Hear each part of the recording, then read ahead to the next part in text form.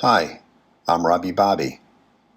In this video, we'll take a look at ACA's official, unofficial steps, otherwise known as the Tony A steps, and make the case for renaming them the Inner Child steps. If you're new to ACA, you might not know who Tony A was, or be familiar with the 12 alternate steps that carry his name. In fact, if you're new, you may be barely familiar with the standard steps. However, your ACA recovery, in my opinion, depends more on these alternate steps. Otherwise, you can simply work the AA or Al-Anon program, which are based solely on the standard steps.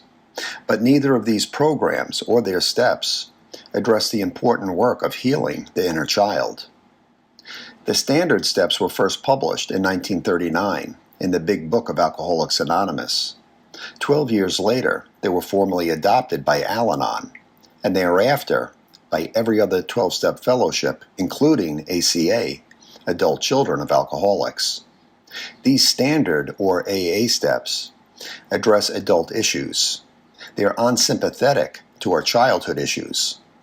In fact, Tony A., co-founder of ACA, believed that the AA steps were not only inappropriate for ACAs, he believed they drove them crazy, which is why he presented a new set of steps to the fellowship in 1991, which were aimed at healing the inner child.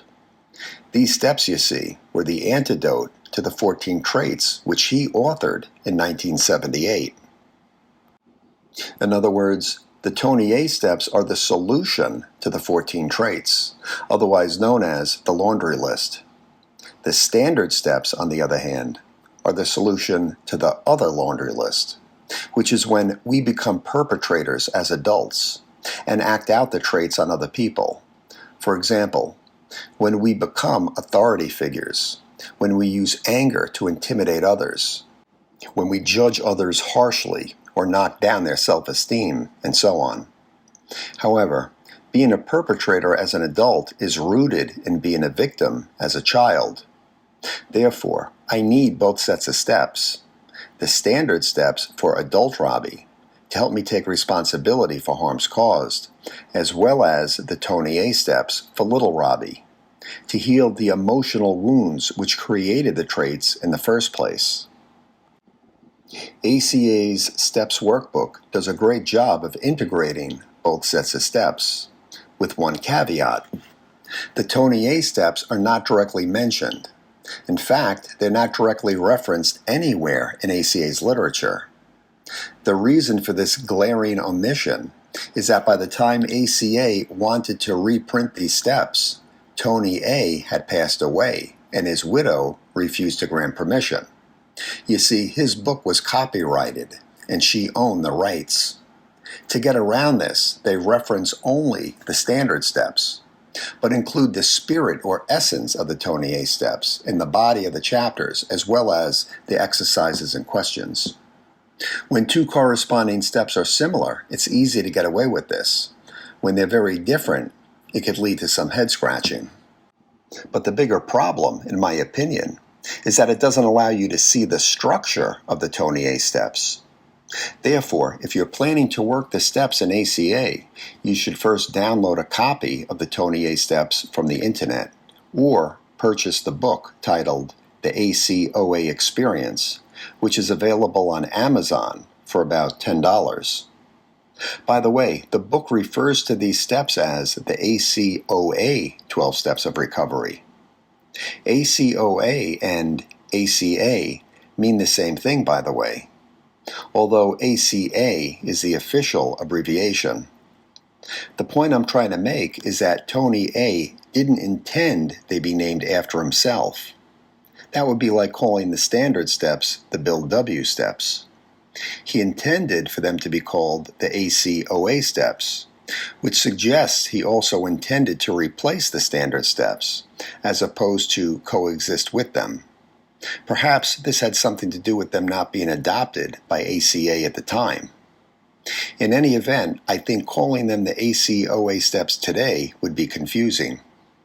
When I really think about it, the name should reflect the purpose or intention in order to differentiate them from the standard steps. With that goal in mind, it didn't take long to come up with an appropriate name. The 12 loving steps to heal the inner child, or the inner child steps for short. Is it important to change the name? Does it matter? I believe so. It took me 5 years of attending meetings, reading the Big Red Book, and working all 3 ACA workbooks before I realized the brilliance and healing power of these unofficial steps.